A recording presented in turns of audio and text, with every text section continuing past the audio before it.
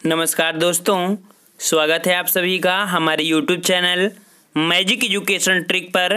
दोस्तों, हमारे चैनल पर रेलवे एग्ज़ाम की तैयारी कराई जा रही है, जहां पर आपको बेहतरीन से बेहतरीन टेस्ट उपलब्ध कराए जाते हैं, जो कि आए हुए क्वेश्चन भी होते हैं। साथ में आपके 2016, 17, 18 के आपके ऑनलाइन एग्जाम में पूछे गए क्वेश्चनों के भी प्रैक्टिस सेट यहाँ पर कराए जाते हैं। तो फ्रेंड्स, अगर आप नए हैं तो हमारे चैनल से जुड़ सकते हैं और बेहतरीन तैयारी कर सकते हैं। तो आइए यहाँ पर स्टार्ट करते हैं। क्वेश्चन आपका 36 नंबर से, क्योंकि इसके पहले हमने पार्ट बना दिया था और 36 नंबर आपसे कमेंट के लिए पूछा था कि जवाब इसका क्या होगा। तो चलते हैं यहाँ पर देखते हैं कि धरती से हवा में मार करने वाला प्रक्षेपास्त्र कौन सा है। धरती से हवा की बात कर रहा है, धरती से हवा में मार करने वाला ये प्रक्षेपास्त्र है। ऑप्शन राइट आपका हो जाएगा बी नंबर, त्रिशूल। ठीक है, कौन सा है यहाँ पर? त्रिशूल है आपका, जो कि धरती से हवा में मार करने वाला प्रक्षेपास्त्र है। नेक्स्ट क्वेश्चन की ओर आते हैं। क्वेश्चन आपसे पूछ रहा है, रेल कोच फैक्ट्री निम्नलिखित में से कहाँ स्थित है। रेल कोच फैक्ट्री आपकी कहाँ पर है? तो पंजाब के पास पड़ता है आपका कपूरथला। ऑप्शन राइट आपका हो जाएगा कपूरथला। नेक्स्ट कह रहा है, इनमें से कौन सी हिमावर्ती नदी है। हिमवर्ती अर्थात जो कि हिमानी नदी के नाम से जानते हैं, हिमालय से निकलने वाली नदी।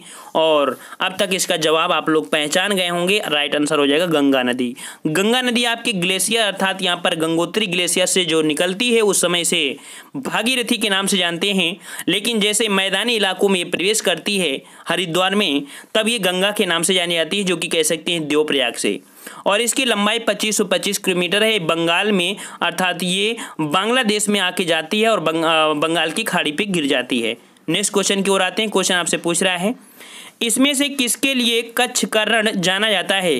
तो किसके लिए कच्छ के रण? जी ने हमें बताया था कि अगर आपने हमसे पढ़ा होगा नदियां, तो 100% ये प्रश्न आपको जरूर बताया होगा कि जो कच्छ का रण है, यहाँ पर विश्व का एकमात्र जो कि जंगली गधा पाया जाता है। ठीक है, क्या पाया जाता है? जंगली गधा कहाँ पर पाया जाता है? आपका कच्छ के रण में। ये पड़ता कहाँ पर? गुजरात में। ठीक है, नेक्स्ट क्वेश्चन आपसे पूछ रहा है, नोबेल पुरस्कार प्राप्त करने वाले प्रथम भारतीय कौन थे। नोबेल पुरस्कार प्राप्त करने वाले प्रथम भारतीय थे रविन्द्रनाथ टैगोर। कौन थे?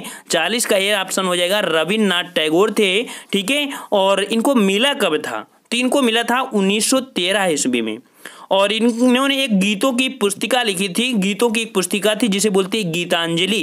तो इन्हें गीतांजलि के लिए साहित्य का नोबेल पुरस्कार प्राप्त हुआ था 1913 ईस्वी में। नोबेल पुरस्कार, जो कि प्रथम भारतीय थे। ठीक है, चलिए नेक्स्ट क्वेश्चन की ओर। क्वेश्चन आपसे पूछ रहा है, भारत सरकार का सर्वोच्च साहित्य पुरस्कार कौन सा है। तो भारत सरकार का सर्वोच्च साहित्य पुरस्कार यहाँ पर आपका हो जाएगा ऑप्शन राइट, यहाँ पर डी नंबर, ज्ञानपीठ पुरस्कार। ये साहित्य का देने वाला, साहित्य के क्षेत्र में दिया जाने वाला सबसे बड़ा प्रतिष्ठित पुरस्कार आपका ज्ञानपीठ पुरस्कार होता है। नेक्स्ट क्वेश्चन की ओर आते हैं। क्वेश्चन आपसे पूछ रहा है, केनान शब्द संबंधित है। जो केनान शब्द लिया जाता है, ये किस शब्द में लिया जाता है? तो ये लिया जाता है बिलियर्ड्स से, अर्थात ऑप्शन राइट आपका यहाँ पर कौन जाएगा? बिलियर्ड्स में। ऑप्शन राइट आपका बी हो जाएगा।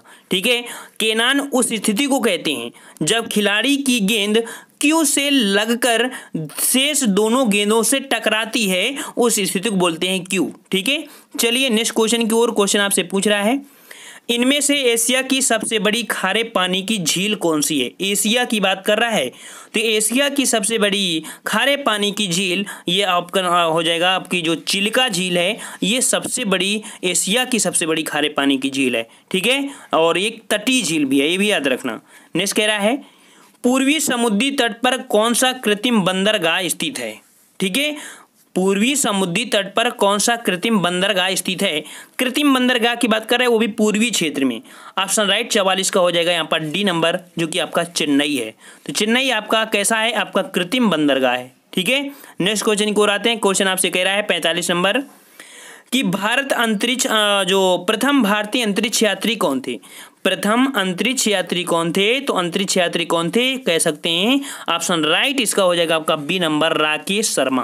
राकेश शर्मा प्रथम भारतीय अंतरिक्ष यात्री थे। नेक्स्ट कह रहा है, अपनी आकार के हिसाब से आंध्र प्रदेश भारत के राज्यों में से किस स्थान पर आता है। किस स्थान पर आता है? तो ऑप्शन राइट आपका यहाँ पर हो जाएगा 46 का जो नंबर आ जाएगा, ये आ जाएगा आपका 5वां नंबर। ठीक है, कौन सा? 5वां नंबर। देखिए वैसे पहले आता था चौथे नंबर में, लेकिन यूपी अब आने लगा चौथे स्थान में, क्योंकि आंध्र प्रदेश से तेलंगाना अलग हो गया है। इस कारण आंध्र प्रदेश आपका हो गया छोटा, इस कारण से अब 5वें स्थान पर आता है। लेकिन पहले जिसका आंसर होगा वो चौथा हुआ करता था। ठीक है, समझ गए होंगे। इसका राइट आंसर क्या होगा? 5वां स्थान। नेक्स्ट कह रहा है दीपिका कुमारी किस खेल का प्रतिनिधित्व करती हैं? तो दीपिका कुमारी जो किस खेल का करती हैं? 47 का ऑप्शन राइट हो जाएगा, ए नंबर। यहाँ पर आपका जो दिया है तीरंदाजी से संबंधित है। ठीक है, तीरंदाजी से संबंधित है आपकी ये। और नेक्स्ट क्वेश्चन की ओर आते हैं। क्वेश्चन आपसे पूछ रहा है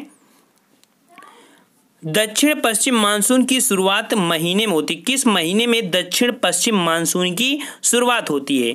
बहुत बार आप लोगों ने पढ़ा होगा, तो ये होती है मई जून में स्टार्ट हो जाती है आपके दक्षिण पश्चिम, जो कि अरब सागर से मानसून उठता है और केरल में आके आता है और 1 जून को आपके केरल में प्रवेश कर जाता है। ठीक है, नेक्स्ट क्वेश्चन आपसे कह रहा है सलारगंज संग्रहालय कहाँ है? सलारगंज संग्रहालय कहाँ है? ऑप्शन राइट 49 का हो जाएगा। यहाँ पर कौन सा? 49 का ऑप्शन राइट हो जाएगा आपका ए नंबर, जो कि हैदराबाद में स्थित है आपका सलारगंज संग्रहालय। ठीक है, और यहाँ पर नेक्स्ट क्वेश्चन की ओर आते हैं। क्वेश्चन आपसे पूछ रहा है जो कि इनमें से किस स्थान में रॉकेट प्रक्षेपास्त्र प्रक्षेपण किया जाता है? रॉकेट प्रक्षेपण कहाँ पर किए जाते हैं? ये ऑप्शन राइट हो जाएगा आपका यहाँ पर बी नंबर, जो आपका श्रीहरिकोटा आंध्र प्रदेश है। तो यहाँ पर रॉकेट का प्रक्षेपण किया जाता है। अब आप लोगों को इसी वीडियो में पढ़ना है सामान्य विज्ञान। ठीक है, सामान्य विज्ञान। अब सामान्य विज्ञान में देखिए क्वेश्चन आपसे कह रहा है एक खींचे गए रबड़ बैंड में किस प्रकार की ऊर्जा निहित होती है? ये ऊर्जा होती है आपकी स्थितिज ऊर्जा के रूप में। जैसे कि मान लीजिए स्प्रिंग होती है, ये चाबी वाली घड़ी होती है, इनमें स्प्रिंग जो होती है इनमें कौन सी स्थितिज ऊर्जा होती है? नेक्स्ट कह रहा है मानव शरीर का कौन सा अंग निमोनिया से प्रभावित होता है? तो निमोनिया से प्रभावित होने वाला ये अंग कौन सा है? 52 का ऑप्शन राइट हो जाएगा, सी नंबर। जो फेफड़े हैं, फेफड़े आपके निमोनिया से प्रभावित हो जाते हैं। ऑप्शन राइट 52 का हो जाएगा यहाँ पर सी नंबर, फेफड़े। नेक्स्ट कह रहा है प्रकाश तरंगे, जो रेडियो तिरंगे होते हैं, प्रकाश तरंगे रेडियो तरंगे तथा एक्स तिरंगे किस प्रकार की तरंगे हैं? ये किस प्रकार की तरंगे हैं? तो ऑप्शन राइट हो जाएगा ए नंबर, विद्युत चुम्बकीय तरंगों के अंतर्गत आती हैं आपकी ये तरंगे। ठीक है, नेक्स्ट कह रहा है जब एक चल वस्तु की गति दोगुनी हो जाती है तो उसकी गतिज ऊर्जा क्या होगी? ठीक है, बहुत बार ये क्वेश्चन आपसे फिजिक्स में पूछता है और बच्चे गड़बड़ा देते हैं। इसका ऑप्शन राइट हो जाएगा आपका बी नंबर, जो कि चौगुनी बढ़ जाती है। जब चाल वस्तु की दोगुनी तो उसकी गतिज ऊर्जा चौगुनी हो जाती है। आप यहाँ पर एक लगाएंगे क्या, के बराबर हाफ mv², और वस्तु की चाल आपकी दोगुनी है तो आप लिखेंगे के बराबर 1/2 हाफ 2v², तो 1/2 m × 4v² हो जाएगा, अर्थात 4 गुणे हो जाएगा ना। इस कारण से आपका हो जाएगा यहाँ पर 4 गुना। नेक्स्ट क्वेश्चन की ओर आते हैं। क्वेश्चन आपसे कह रहा है इनमें से किस भारतीय को भौतिक विज्ञान के लिए नोबेल पुरस्कार प्रदान किया गया था? तो नोबेल पुरस्कार जो प्रदान किया गया था वो किसको प्रदान किया गया था? 55 का ऑप्शन राइट हो जाएगा, सी नंबर, एस चंद्रशेखर को प्रदान किया गया था। तो इनको ब्लैक होल की खोज किया था, जिसे चंद्रशेखर लाइन सीमा बोलते हैं, इन्होंने ही खोज किया था, इस कारण इन्हें नोबेल प्राइज प्रदान किया गया था। नेक्स्ट कह रहा है विबज्योर स्पेक्ट्रम का संबंध किससे है? तो विबज्योर का संबंध जो है यह आपका वर्ण विक्षेपण से है। किससे है? वर्ण विक्षेपण, जिसमें से विभिन्न रंगों के ऊपर की ओर क्रम होता है विबज्योर, बैंगनी, जामुनी, नीला, पीला, नारंगी, लाल, इन सभी रंगों को ही एक समय में विबज्योर कहा जाता है। 56 का ऑप्शन राइट हो जाएगा, ए नंबर, प्रकाश। ठीक है, ये सब प्रकाश के ही कलर है। ठीक है, नेक्स्ट कह रहा है किस यंत्र का प्रयोग करके भूकंप की तीव्रता मापी जाती है? तो भूकंप की तीव्रता मापी जाती है। 57 का ऑप्शन राइट हो जाएगा यहाँ पर आपका बी नंबर, सीस्मोग्राफ से मापते हैं। ठीक है, सीस्मोग्राफ से मापते हैं। यहाँ पर फैदोमीटर, समुद्र की गहराई जो मापते हैं वो आपकी फैदोमीटर से ही नापते हैं। नेक्स्ट क्वेश्चन की ओर आते हैं। क्वेश्चन आपसे कह रहा है विद्युत वाहन करने के लिए किसे उत्तम समझा जाता है? विद्युत वाहन करने के लिए किसे उत्तम समझा जाता है? 4 आपके ऑप्शन है और ऑप्शन सही हो जाएगा 58 का। यहाँ पर जवाब आपका बी नंबर हो जाएगा, चालक। ठीक है, अर्थात विद्युत वाहन करने के लिए किसे उत्तम, तो चालक, अर्थात यहाँ पर कंडक्टर। ठीक है, ऑप्शन बी आपका सही हो जाएगा। 59 क्वेश्चन आपसे कह रहा है वनस्पतियों में जीवन होता है, इसका शोध किसने किया था? इसका शोध किया था ऑप्शन राइट यहाँ पर हो जाएगा कौन सा, तो आपका डी नंबर जेसी बोस। ठीक है, आप लोगों ने जगदीश चंद्र बसु का नाम सुना होगा, जेसी बोस ये हैं आपके जो वनस्पतियों में भी जीवन होता है, पेड़ पौधों में भी जीवन होता है, ये जगदीश चंद्र बसु ने खोज किया था। नेक्स्ट कह रहा है मानव शरीर में पित्त का निर्माण करने वाली सबसे बड़ी ग्रंथि क्या है? तो जो पित्त का निर्माण होता है ये होता है आपके लीवर में। ठीक है, लीवर में होता है, और जो संग्रह करती है वो पित्ताशय में होता है, अर्थात जो यकृत होता है उसे लीवर कहते हैं या जिगर कहते हैं। तो लीवर में निर्माण होता है आपका पित्त रस का, लेकिन संचय होता है आपका पित्ताशय में। ये भी याद रखना, क्वेश्चन वही बार पूछा गया है। और नेक्स्ट क्वेश्चन आपसे कह रहा है आनुवांशिकता के अध्ययन को क्या कहते हैं? आनुवांशिकता के अध्ययन को क्या कहते हैं? तो आनुवांशिकता के अध्ययन को कहते हैं ऑप्शन राइट 61 का हो जाएगा यहाँ पर आपका क्या, डी नंबर, जो कि जेनेटिक्स। जेनेटिक्स बोलते हैं आनुवांशिकता के अध्ययन, अर्थात एक पीढ़ी से दूसरे पीढ़ी जो कह सकते हैं कि गुण जाते हैं वो आपके जेनेटिक्स से ही जाते हैं। नेक्स्ट कह रहा है आपसे यहाँ पर कार्बन डाइऑक्साइड की प्रकृति कैसी होती है? कार्बन डाइऑक्साइड की जो प्रकृति होती है वो होती है कैसी? ऑप्शन राइट यहाँ पर आपका बी नंबर हो जाएगा, गंधहीन होती है। कैसी होती है? गंधहीन होती है। नेक्स्ट कह रहा है कौन सी ग्रंथि इंसुलिन स्रावित करती है? इंसुलिन स्रावित करती है कौन सी ग्रंथि? तो 63 का ऑप्शन राइट हो जाएगा ए नंबर, जो अग्न्याशय होता है वो करती है। ठीक है, अग्न्याशय। नेक्स्ट कह रहा है मांसपेशियों में किस द्रव के एकत्रित होने से थकावट आती है? तो थकावट आती है जो कि कह सकते हैं कि ऑप्शन राइट आपका यहाँ पर हो जाएगा ए नंबर, लैक्टिक अम्ल के इकट्ठा होने से जो आपके मांसपेशी होते हैं तो उसमें से कह सकते हैं थकी आती है। जहाँ जोड़ होते हैं वहाँ पर थकी बहुत ज़्यादा आता है लैक्टिक अम्ल के जमा होने से। नेक्स्ट कह रहा है निम्न में से कौन सी धातु इस्पात के बराबर मजबूत किंतु भार में उससे आधी होती है? तो लगभग मजबूत और उससे आधी कौन सी होती है भाई? पहली बार नाम सुन रहे हैं कि बहुत बार? तो ये आप हमेशा सुने होंगे टाइटेनियम के बारे में। ठीक है, नहीं सुना है तो सुन लीजिए। जो टाइटेनियम होता है, ठीक है, टाइटेनियम होता है ये आपका कैसा होता है? ये धातु इस्पात के बराबर मजबूत होता है किंतु भार में उसकी आधी होती है टाइटेनियम।